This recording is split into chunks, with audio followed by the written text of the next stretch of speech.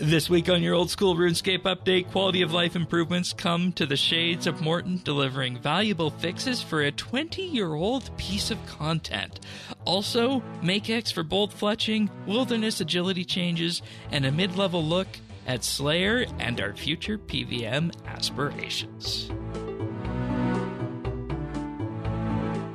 This is the Old School RuneScape Update, Episode 39, recorded Sunday, August 4th, 2024. Cannonball dusting.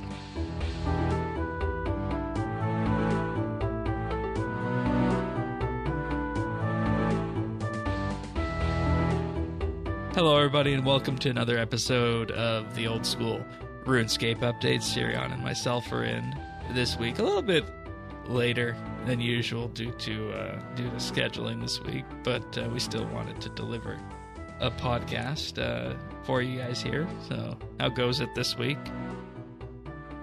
Not bad. Pretty good, actually. Oh, good. Yeah, I hit some good milestones this week again, so I'm pleased. Right on. Of course, if you guys want to follow along, we do have show notes over at update.show/OS, and this will be probably the last time this gets mentioned on the air, but it'll be running for about another 10 days after this episode launches. Do take our survey at update.show/survey, and that will just tell us a little bit about what you're thinking right now of the Old School RuneScape Update, things you like, any suggestions you might have, and overall how we're doing almost a year into this podcast, which is actually quite interesting to say on this as we approach episode 40 here. But update.show/survey, your input is greatly appreciated. And this week we have a tweaks and fixes or patch notes week in game. And you know, normally these weeks start off kind of innocuous, I feel, as in you don't necessarily know what's in here and if these things are going to resonate with you. But, you know, you open this one up, and first you got XP lamps being added to the Beekeeper random event, and this feels more like an edge case of any that it just didn't exist prior, but now here we are, right? Well, coincidentally, rather, I was actually looking at the rewards of random events, and, like, not actually that many things have lamps. So, like, Beekeeper now has them, but if you think about, some of the other ones that actually also take a while, like Evil Bob, or the Evil Twin, they still don't have lamps. Though I guess all of the ones that give an outfit now also give a lamp, so that's fair. That's a level of consistency there. But then on the other hand, there you go. Anything that gives an outfit now also gives a lamp. So we had the lamp being added for frog tokens a few weeks ago. So I guess Beekeepers was the last one to get that. And then on the other side of it, you have the really simple ones out there, like the Genie and the Count Check, that you just talk to them and you get a lamp right off the bat with that. But I mean, I guess Genie was always like that, and Count Check was put in game to check your account status, or some folks like to say he's the best advocate for men's health in the game. Are you up on that? I do. So those are the two I do, and then the Sandwich Lady I tend to do in case I have, like, because it's a small chance to get a steel baguette, which that's a free 1.7 mil if you get that. So okay, I will talk to the Sandwich Lady next time she arrives. But other than that, I found it interesting what a different role these play on Iron Man, right? Because I mean, you can use Dr. Jekyll to get, like, a potion you don't have the level for yet. you just have to continuously run around with a herb or be in the bank. That's the one thing I'm like, that makes it so non-useful. Like, I never used it in leagues, for example. But for example, like Niles, Miles, and Giles, right? The one where you have to select an item. Yeah. You might get a Cosmic or a Nature Talisman out of that, which is pretty big. Yeah, that is big. You might get some gems out of that, which is always good to have a few of. So And the maze. Oh my goodness. Chaos runes. Death runes. Coal. I hate the maze and I hate the mime. The maze is perhaps it's really not my favorite. Like it's really not my favorite random event, but the rewards, especially for an Iron Man account, are huge. I've been waiting to get one on my Iron Man, but alas. But it hasn't happened yet. Okay. And, I just think that it's also just in an interesting state when you compare the fact that these were initially obviously put in game as ways to deter the bots. And we know the bots evolved from that to the point where they were not deterred by them, and now they're just there as to get a way to get those legacy items and maybe a tiny drop of XP associated with that for the ones that do that if you're so inclined. Otherwise you can just I love the pillory guard where it's like, hey, I've come to arrest you, and you're like, nope, and it just goes away. Yeah I used to like back in the day occasionally walking by the cages in Sears Village and or Varrock there and seeing if anybody was actually doing the random event, because you could actually throw the rotten tomatoes at them. All right. Yes. You got to take advantage of that, because A, we don't have pillory cages in real life anymore, and B, it's kind of not okay to throw random tomatoes at people. What? Why would you want to do that for in real life? It's fun. Oh my God, Shane. It's fun. Oh my God. I just think throwing rotten fruit at people? Why? If they obviously did something bad, they deserve it, right? Or they thought something bad. A thought crime. Past that. We've become a little bit more civilized. Okay. I'll show you next time a thought crime happens then. Okay. But we head east with the next one, and that's Shades of Mort'ton. And this one caught my eye, because typically you have these games out there and you have something that is in the category of clearly minigame, right? And it's like this thing came out back very early in the days after Cannifis and the whole Mortmire Swamp Eastern Lands area was added. But lo and behold, here we are in 2024. You have this minigame getting updates to a point that these are very novel accessibility and usability updates. And I don't even think RS3 got these in terms of a balance pass for it. And that says something about the game's state in terms of where things like Shades of Mort'ton come in and are actually still useful on the drop table wise for OS, which I think is actually really absolutely neat. Like, I remember when we did the Shades of Mort'ton quest and just going into the world, and it was full with people just doing it. And I think it makes sense. Like, I don't think XP wise you don't get much out of it. No, it's not an XP. The loot is pretty good. So. Yeah, because like we were saying in pre-show here, that fire making is line fire making or winter tote if you want the XP. Yeah, exactly. So you're here for the other things, like the split bark armor upgrades, which are the convenient step and cheap step between Mystic and Arms. The other things that you go for could be the Amulet of the Damned, like we talked about on the combat episode with Dan, in terms of upgrading barrows, which is only about 32k, but they're all very nice mid-leveling items here. So to start off with, they added left-click options to the Sacred Fire to let people sanctify olive oil and Serum 207 more conveniently.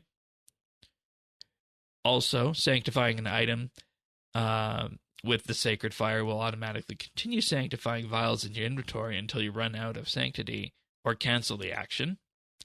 And gotta love any patches that make my RSI a little bit more happy. Yeah, and see, that's the thing. I feel like there's a line between Easy Escape and making it so that we have our hands into our 50s, right? Actually, no. Exactly. I'm not that old. I'm not that old. I made it sound like I was, but I'm not. Yikes. Okay.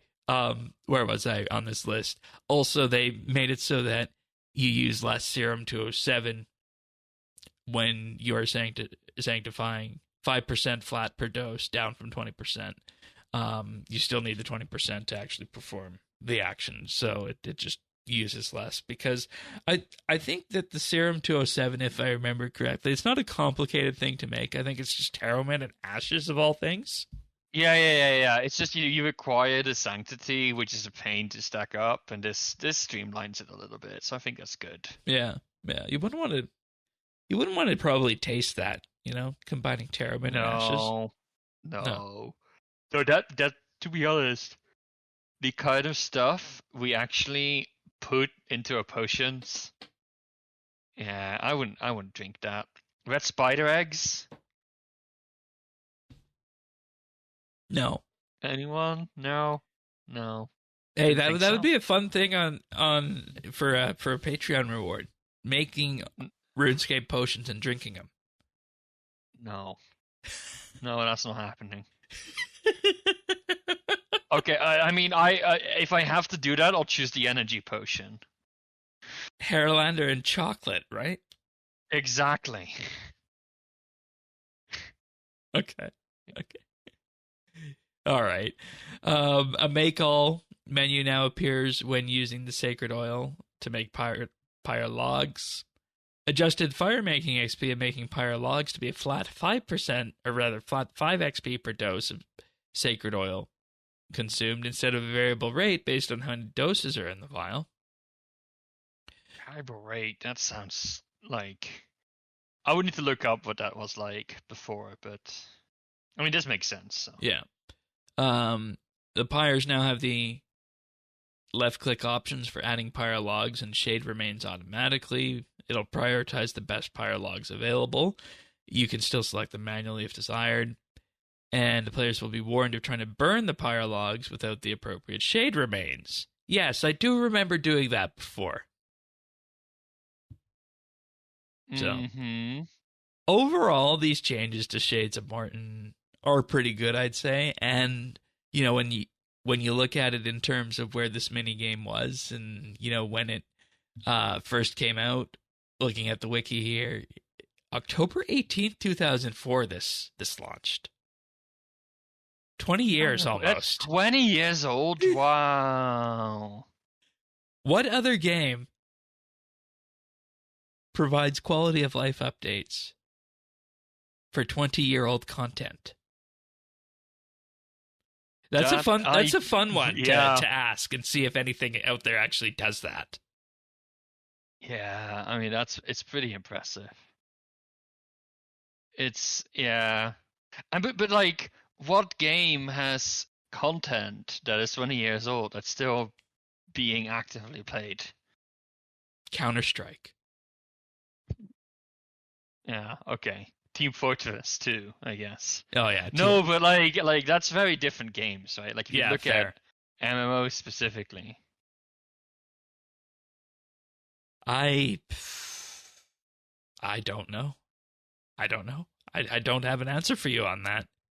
Because I feel like, this was even in primordial World of Warcraft times when these sorts of things came out. So.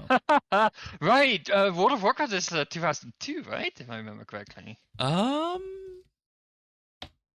World of Warcraft released in... No, World of Warcraft actually came out after Shades of Mort'ton here.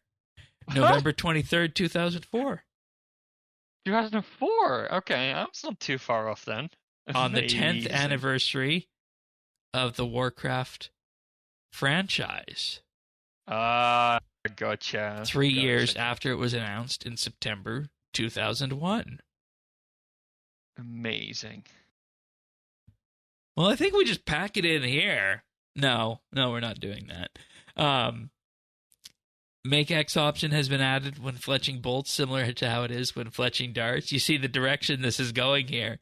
We're going towards Make X. That's an interesting one, because fletching bolts is a zero-tick training method, because it doesn't have a Make X in it. So you got to wonder if that if that interaction changes then, or if it still stays 0 tick through this, right?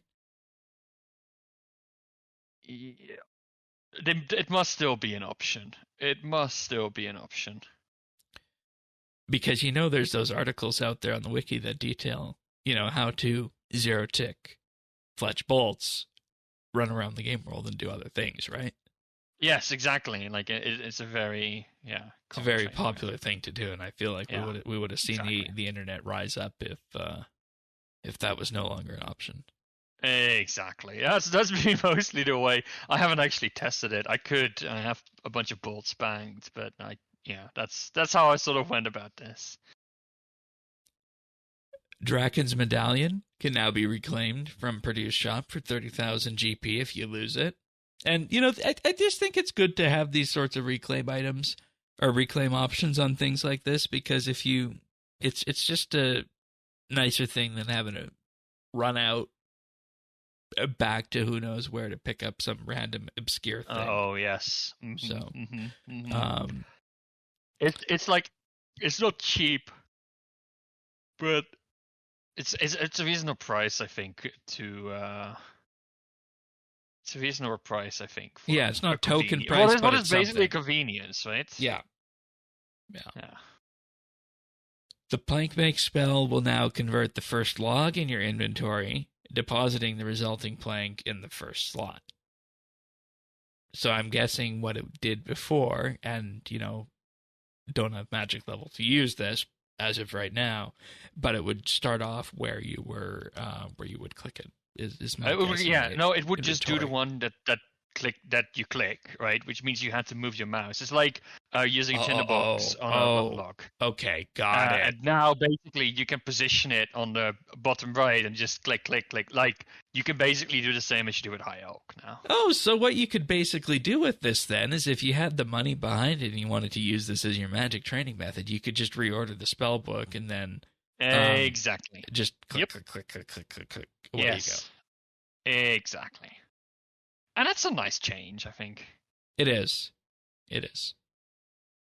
Now, this next one goes back to the Moon's apparel.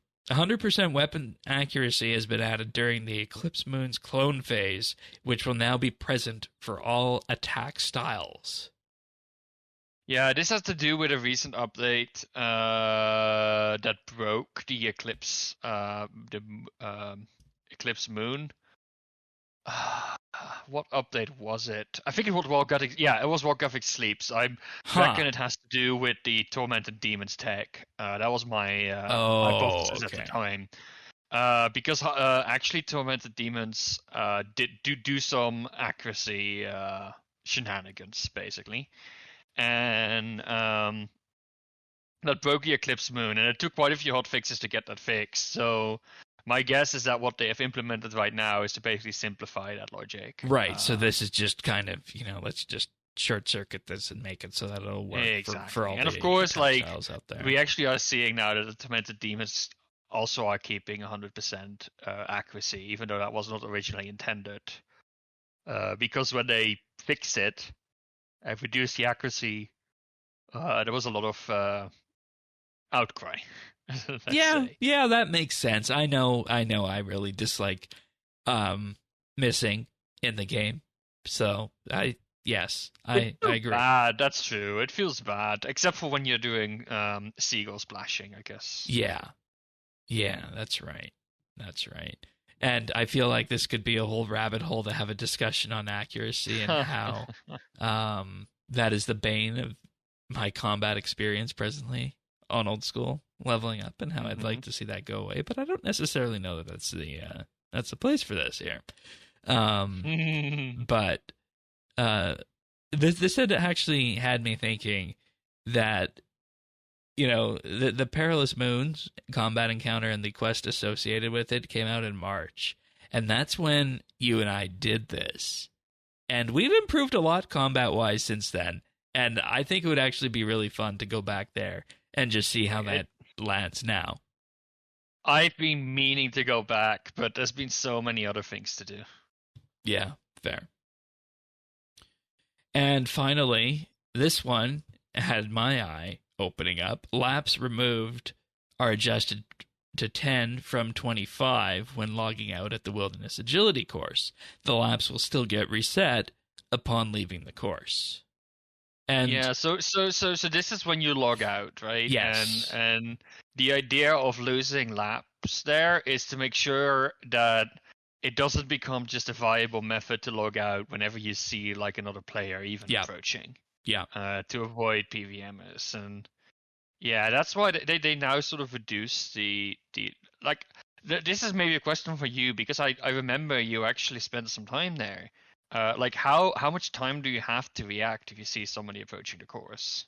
Well, see, that's the thing. You don't know if they're coming to kill you, if they're coming to do agility there. Like I did agility in peace there with 2 to 3 other people for a bit, on one of the worlds, and then we absolutely all got utter blasted.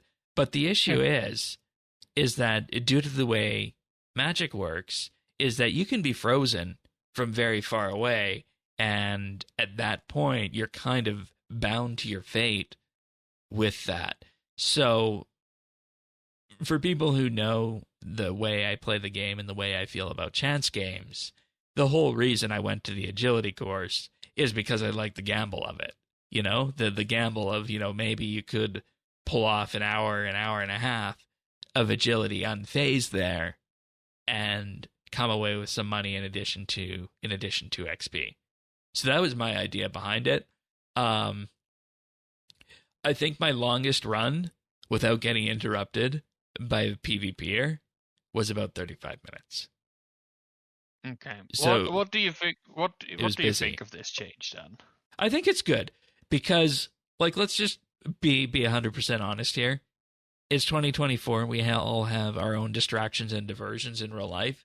You know, you might need to go do something. You might need to go use the restroom. To that effect, you might decide that you just want to give the game a bit of a break, and you can't exactly take the agility with you while you do that. So I think leaving the course is not the preferred option, because you should definitely lose all your laps when you do that. So I think 10 is a far more sane option than 25 for the amount that you should lose there. And you think it is not like that would be my concern, like whether it's maybe too low to be a punishment if you just always log out whenever you see somebody approaching. No, I don't think so. I don't think so, because if you like let's just talk about the money side of this here for a minute. You got to put 150K in the agility expense, or the deposity thing, to even get off the bat. Then for the first 15 laps, it's going to be giving you an average loot of 10K per lap. Then for the next 15, it goes up to 20, then 30, then 40, north of 60 plus laps for that 40K per lap. So what you're effectively looking at here, if you're doing this round and round for an hour plus, is that like the average amount that the wiki assumes you're going to be getting per hour is about 80 laps an hour at that agility course. Now, when you look at that and you split that out, what's the logout timer, the default logout timer in the game? It's 5 minutes, right? Now, obviously, you can make that longer with plugins, but as you get to that point where you would consider logging out, or just maybe idling yourself in the corner, that amount of time that you're going to log out for when you make that decision is closer to 25. It's closer to 10 laps than 25 laps, if that makes sense. Right, because 10 laps is about, it's like 45 seconds per lap, so 6 minutes or so. Yeah, I guess. Exactly, which is the default logout time, right? Yeah, which is pretty close. Okay, yeah, fair enough. So fair enough, and not unreasonable. No, and I honestly think that unless you are going out there and you are equipped with a PvP setup, or you're doing it on a world that is absolutely dead quiet, or at a dead quiet time of day, there is a very real chance that you're going to see somebody within that hour. So, gotcha. And then that really raises the question for yourself: at what point do you get out with your loot and run away? Mm-hmm. Because I don't necessarily know how accurate it is today, but the wiki says that for the hour that you could be doing agility there, you could potentially be looking at 2.8 million GP profit per hour. So right. Well, you had your chance. Deadman is now over, so yeah. They're gonna be back at you. Yeah, and I really should have done something else in the wilderness too during that time, but I got sidetracked with other things. Oops. I'll get the Mage Arena 2 capes eventually. It won't be too bad. Good.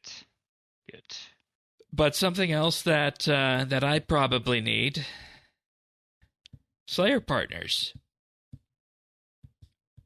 All right. Tell me more. I don't know. This is like co-op Slayer, isn't it, almost? Yep. I hate Slayer.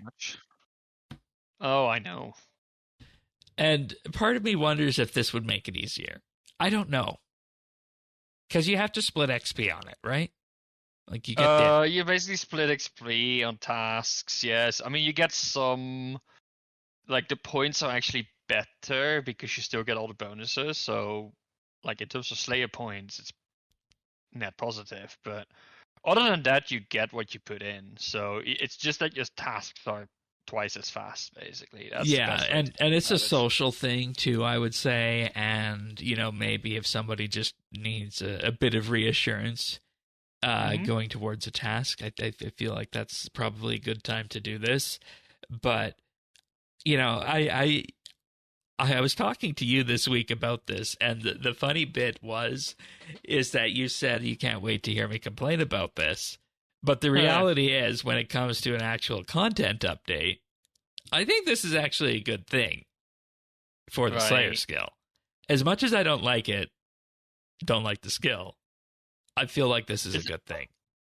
It's good to bring a social element into the skill. I think like if you think about it, right, like fire making, I mean, I wouldn't say anything about the quality of the social gameplay in like Winter Toad and Guardians of the Rift, but like it is social, right? And if you get lucky on like World or Time, it's actually quite nice just to have people there. And I think Forestry did a good job at that.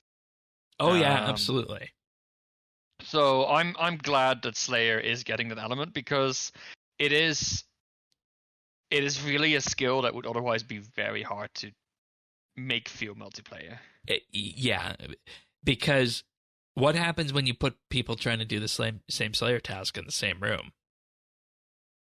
Yeah. They compete, and somebody... I mean, that's not going to be solved. No, it's not going to be solved, but what I'm saying is that because of that, Slayer is an inherently antisocial thing to do, and this just gives it a reason to be social from one plank. Look, I think it would be nice, and I think the co-op Slayer in RS3 works like this. If you both have the same task, right, and you end up in the same room, right, because that happens a lot with Slayer. Imagine if at that point you could decide, well, let's just merge our Slayer tasks and do it together. I don't think it would happen a lot. Less than 1% of the cases, for sure, right? Yeah.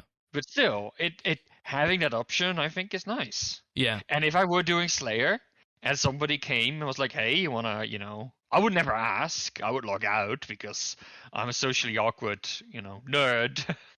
But if somebody asked, I might consider just being like, yeah, why not? Yeah, and what's the correct option for that? Like, obviously this isn't in here right now, but, like, is the correct option with the Slayer task to merge them and use the highest task count or the highest kill count that's left to do? Up. Or just add them? Just add them up. Okay. Yeah, just add them. Yeah, like merge them. Exactly. Together. And this doesn't do that. I just want to be clear on that. This doesn't do that. No, but you have to basically decide to co-op. To do it together from the beginning. Yes, exactly. Which makes it a little bit more cumbersome because you both have to have empty tasks and you both got to go to the same Slayer Master to do it. So the way I do Slayer task would not be suited for this. I always get a new task the moment I'm finished. Because I like to know what I'm up for, right? And then next time I do Slayer, I can just go straight to gearing up. Yeah. Are you still doing the thing where you do the small tasks in Berthorpe or whatever, and then do the big ones in Corrin? No, I now do all of the tasks with Neve. And then I still do the milestone task with Konar for the slightly more points, but I don't boost to the other tasks anymore with Turo. All right. Because I got my Slayer helmet, so at this point, it's really just going for the XP. Wow, you got your full Slayer helmet. Yes, exactly. I haven't even done that on RS3 yet. Wow. No, but basically the way I look at it is, like, Konar is not great for XP because she might limit you to a location that's really bad, but she gives great points. Whereas, Neve has the best task list for me right now. So yeah, and my Slayer idea right now is that I'm gonna wait for 80 combat stats and then just go do it there, and hopefully it'll be a cakewalk. So. Yeah, it works. Though that being said, I find that Slayer is not a terrible combat training method, especially your bursting tasks. That's just churning out magic XP like it's no tomorrow. Yeah. So like if you can get those done, cannoning tasks, right? Great for ranged XP. And then all the other tasks. I don't like the cost of that. I get it, but like if you get the right tasks, they just pay themselves back. Like, for example, ice trolls. Dagonauts. Just bring your natures and fire runes and just out the things on the spot, and that will basically cover the cost of your cannonballs. Yeah, that's fair. Okay. So I've not found that a major problem. You need to be you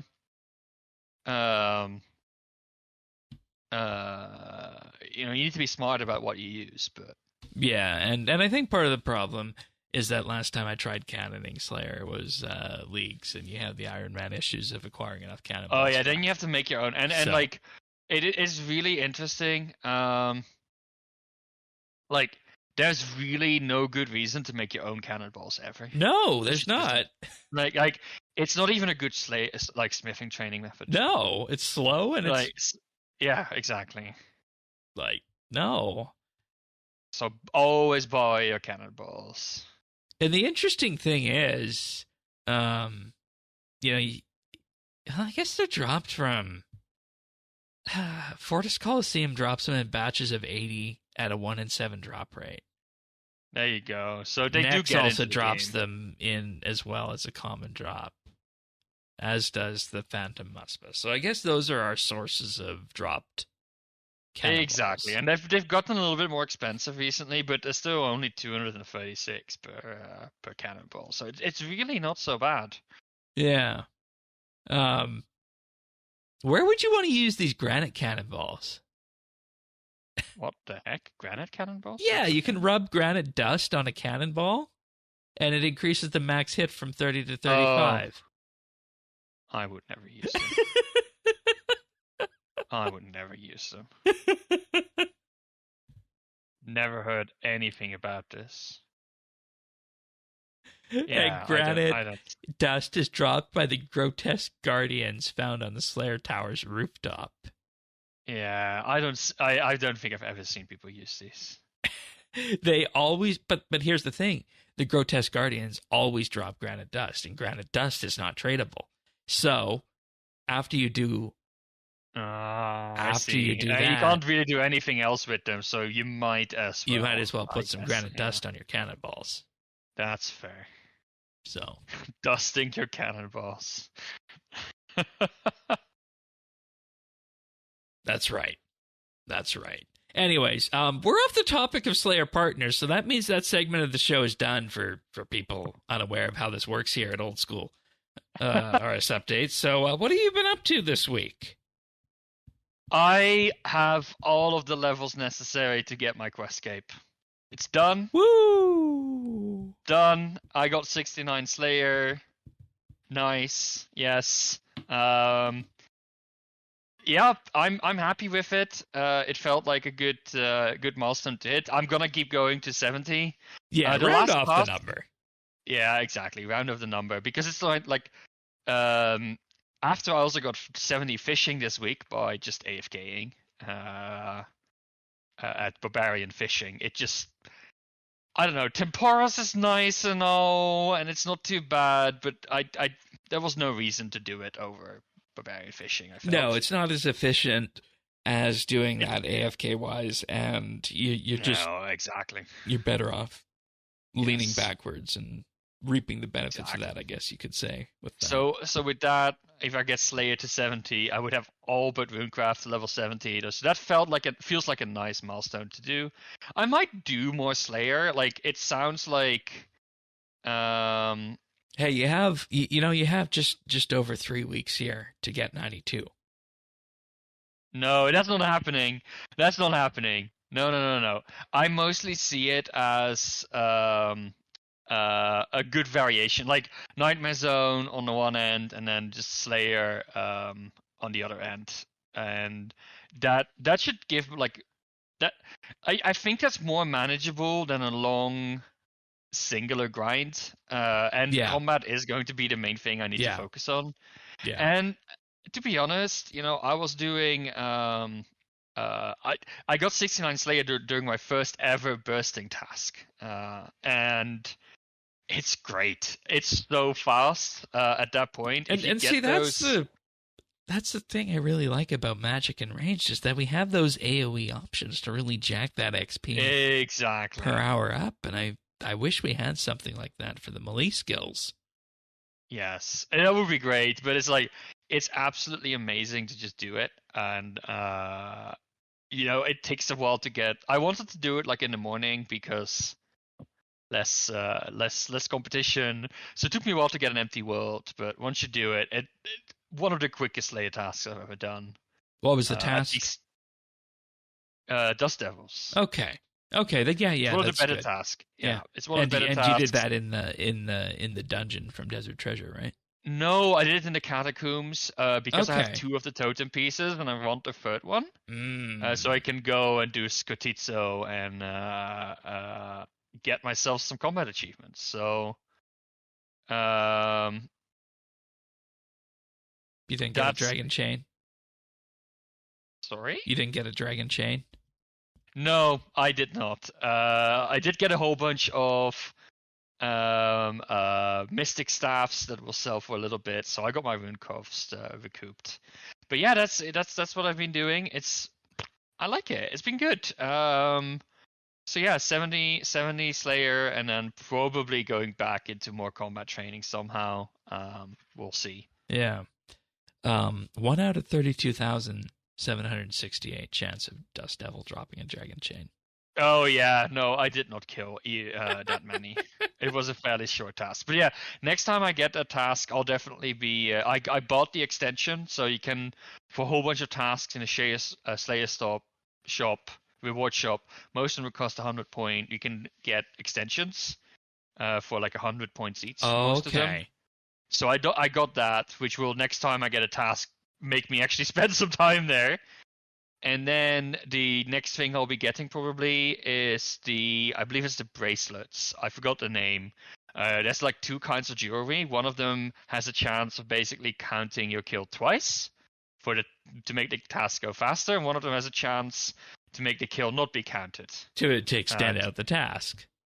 Okay. So you basically extend the task, right? So Yeah. especially for these amazing tasks like Dust Devils, you want to basically use the extended tasks and this jewelry to just stretch out that task as long as possible, because good XP rates. So yeah, Nice. Maybe there is rhyme to reason with that, and maybe I can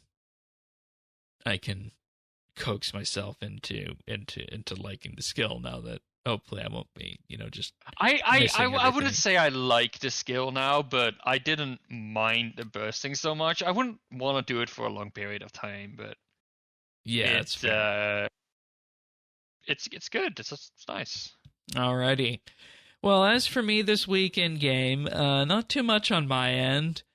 one thing that I was able to do is that I headed over to Nightmare Zone, and I'm going for 75 of the melee combat stats right now. I got it in my mind that by the end of the questing adventure, I want to have around level 80 to 85 combat stats across the board before going into some of the final Grandmaster quests and whatnot, just to have a bit more power than I had with Song of the Owls. I'm still disappointed. I mean, you're not doing Dead Dragon Slayer 2 yet.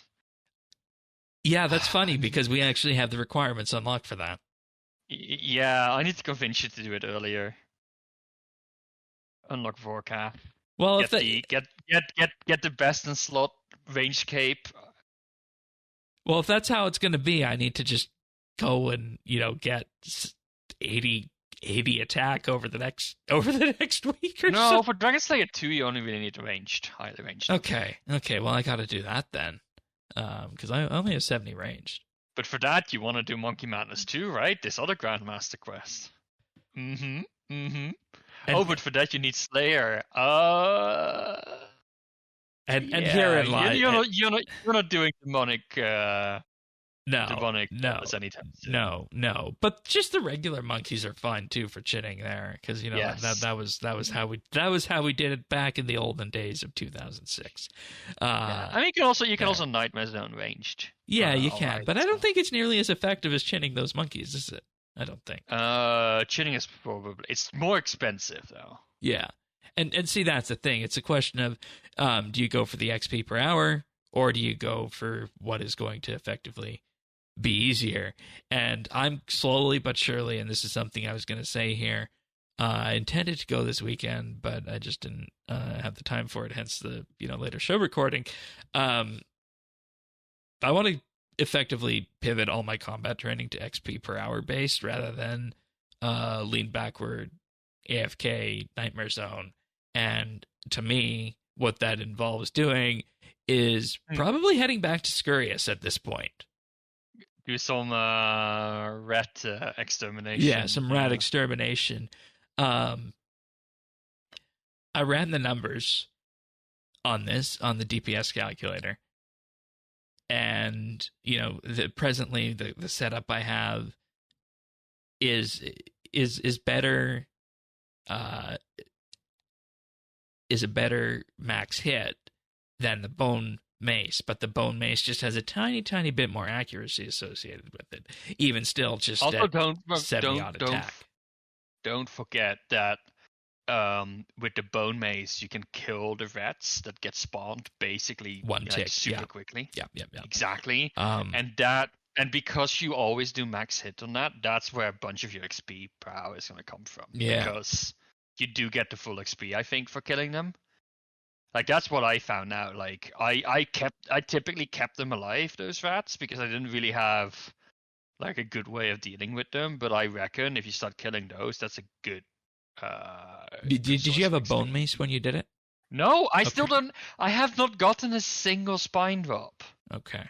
Yeah, okay. And I've done not that many kills. I think 20, but yeah. And here's the interesting bit with this about why we're talking about this. I ran the numbers from the DPS calculator. Now, the theoretical max comes out to be about 92 to 93k XP an hour if you're consistently doing it across the hour, right? But let's factor in banking and let's just factor in setup time and whatnot. Based on where I'm at right now with the Nightmare Zone setup, and let's just nudge that 92k number down to maybe 85ish or even 80, where I'm at with Nightmare Zone right now, and the setup I have. Obviously, Nightmare Zone maxes out at 92 hit points. I'm only getting around 55, 60k XP an hour at Nightmare Zone with that. So if I could, just jump that up a bit by doing a bit of active training at Scurious, that's something I would prefer to do myself with that. So, it's kind of an easy choice in that regard. But we'll see where it lands in practice when I get to that this week. But aside from that, good. I'm curious to hear where that goes. Yeah. Hey, there's also another reason behind it. And, I've discovered that the universal bane to my combat prowess in any version of RuneScape is movement. Yes. So my idea behind it is that I want to see if I can, if I can, in effect, if I can make Old School the easier game to master combat movement in than RS3. And interesting, because like Scurrius is not a movement. No, it's not. You have some movement, but it's not a super movement. No, it's not. Class. But the way I see this is that this is a stepping stone to going back to Moons of Peril, learning flinching, and then other bosses down the road. Okay, yeah. Because for people who listen to the RS3 show, you'll know that for the past week and a half, I've been having fun at that game's newest boss. If you want to hear more about that, you can listen to that podcast, this week's and last week's episode on that to hear more about those trials and tribulations. But it's got me thinking that, well, and this is something I said to you earlier, Old School feels more responsive everywhere than RS3 except for the bank to me. So I'm thinking, it does a bit. Yeah, it does, doesn't it? It does a bit. Yeah. Like, I'm not just hallucinating that, am I? No. So, I want to see if I can will myself properly to enjoy Old School PvM. Interesting challenge. Over time.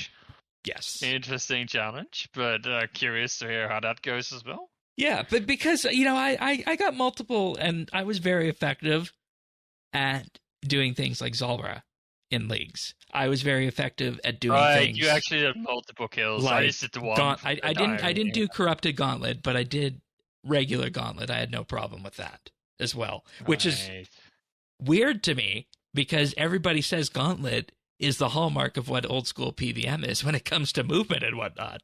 And I can see that, though. I can see that. Like, what's the final Hunlef, I think, the name? Yeah. Definitely feels like I really struggled with it because of it's very movement heavy. So yeah. Another thing that was also movement heavy, based on the methods that were available with ranged, is Commander Ziliana. Because the meta for that... Oh, you did some God Wars dungeon, of course, during Leagues. Yeah, because the meta for that is that you run around the outside perimeter of the arena, keeping, I think it's 2 to 3 spaces between you and the commander. Yeah, and occasionally, I've seen firing Bolt Setter. So I've seen the what do we call it? I've seen people do it and use like the tau indicators. Yeah, that's exactly click Soriana, click Soriana. Oh my god, it does not sound fun to me. But can you imagine? I will definitely be giving it a try. But can you imagine that I did that and I enjoyed that for hours on end? I cannot believe that you did. I cannot believe that you did, and then yet complain so much about the Old School combat system because, yeah. It's the accuracy. It's the accuracy, I tell you. Because on RS3 we have Necromancy, which has a different accuracy system, and that was brought over to the other styles, and that was that's only a fairly recent addition. But you're also forgetting my main combat in RS3 that I do is PvM, and there's only 2 or 3 bosses in game previously where accuracy actually mattered. So accuracy had not been an issue there for me for even with the Necromancy stuff. Right. So coming to Old School, huge culture shock. Yeah. But that's just a bit of a peek into my head about how I'm thinking about combat these days. Hopefully you guys found that interesting. But that's all I got this week, unless you have anything else. No. Well, then, of course, a reminder to take our survey at update.show/survey. Greatly appreciated. That's the last time I'll be plugging it vocally on the show, but it'll be up for about another 10 days or so after this episode goes live, and you can find it at update.show/survey. Please do take it. We greatly appreciate hearing and reading your feedback. We've enjoyed all the feedback you guys have sent in before. So thanks so much, everybody. And with that being said, if you want to subscribe, update.show/OS. We're on all the major podcast platforms out there, Apple, Spotify, Pocket Casts, and more, as well as YouTube as well, youtube.com/@OSRS update. With that being said, we'll see you guys next week for another episode of the Old School RuneScape Update. See you then, everyone. Take care. Bye.